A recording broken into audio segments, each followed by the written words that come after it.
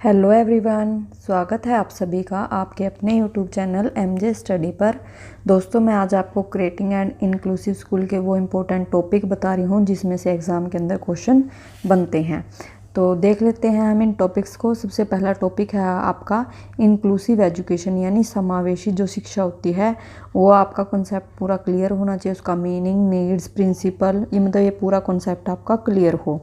दूसरा, various types of disability, यानी असमर्थता के जो अलग अलग प्रकार होते हैं उनको भी आपने पढ़ लेना है। इसके अंदर आ जाएगा जैसे सुनने से संबंधित जो असमर्थता होती है, देखने से संबंधित होती है, आपकी मेंटली जो भी असमर्थता होती है, चलने से संबंधित होती है, आपकी तंत्रिका तंत्र से संबंधित होती है, सीखने में असमर्थता होती है, या जो जिसमें विभिन्न प्रकार की असमर्थताएं हों अलग अलग प्रकार की, तो उन सभी का आपने यहाँ पर पढ़ लेना है। इनमें से किसी एक टॉपिक के ऊपर भी क्वेश्चन आ सकता है या फिर इसका भी अलग अलग टाइप की जो डिसेबिलिटी है उनका वर्णन करो, ये भी टॉपिक डाल सकता है।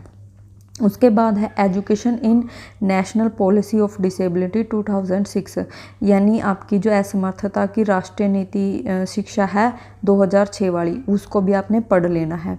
उसके बाद नेक्स्ट टॉपिक है हमारा role of organisation for education of children with disability, यानी असमर्थता के साथ जो बच्चे होते हैं उसमें जो अलग अलग संगठन होते हैं उनका रोल क्या होता है शिक्षा के अंदर।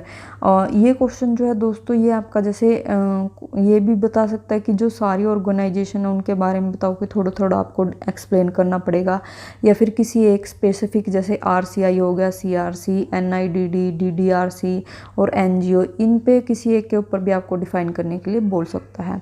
उसके बाद है school awareness and readiness for addressing learning disability, यानी विद्यालय में जो जागरूकता तत्परता होती है उसके दिगम में कठिनाइयों के समाधान हेतु जो भी क्रियाएं वगैरह या फिर टीचर द्वारा किस तरह से वो क्रियाएं करवाई जाती हैं वो भी आपने अच्छे से पढ़ लेनी है। उसके बाद है special needs in terms of learning experience in the context of disability and there learning style, यानी विकलांग बच्चों की जो विशिष्ट ज़रूरतें हैं और अधिगम के साथ उनको अनुभव प्राप्त करना, और लर्निंग स्टाइल जो है उनके यानी सीखने की जो शैलियाँ उनके बारे में भी आपने अच्छे से पढ़ लेना है।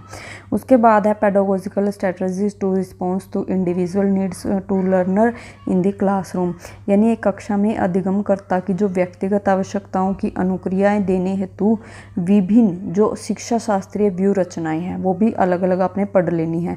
अलग अलग व्यू रचनाएँ इसके अंदर आ जाएगी जैसे peer tutorial, cooperative learning, social learning, buddy learning, reflective learning या मल्टी सेंसरी लर्निंग, ये आपने पढ़ लेनी है। ये क्वेश्चन इस तरह से भी आ सकता हो और स्पेशल ये भी डाल सकता है कि जैसे पीयर ट्यूटोरियल के बारे में एक्सप्लेन करो, या कोऑपरेटिव के बारे में एक्सप्लेन करो, सोशल लर्निंग के बारे में एक्सप्लेन करो, ये आपको क्वेश्चन किसी भी तरीके से दे सकता है।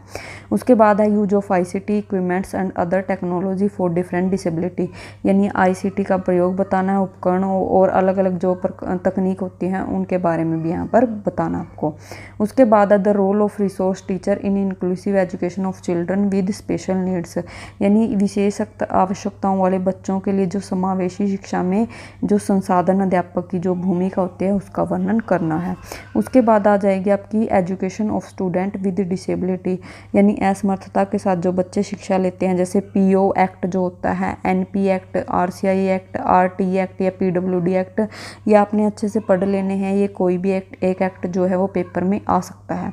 उसके बाद है लास्ट हमारा इंक्लूसिव स्कूल, यानी समावेशी विद्यालय का इंफ्रास्ट्रक्चर कैसा होना चाहिए, यानी जो सकारात्मक दृष्टिकोण है वो कैसा होना चाहिए, मानवीय रिसोर्सेज कैसे हो, यानी पूरे स्कूल का अप्रोचेज वहाँ पर आपको बतानी है। तो दोस्तों, ये थे हमारे मेन जो टॉपिक है जहाँ से क्वेश्चन बन सकते हैं। तो आपने इन जो टॉपिक्स को अच्छे से पढ़ लेना है, इनमें से क्वेश्चन पक्का पेपर में आपको मिलेंगे। थैंक यू दोस्तों।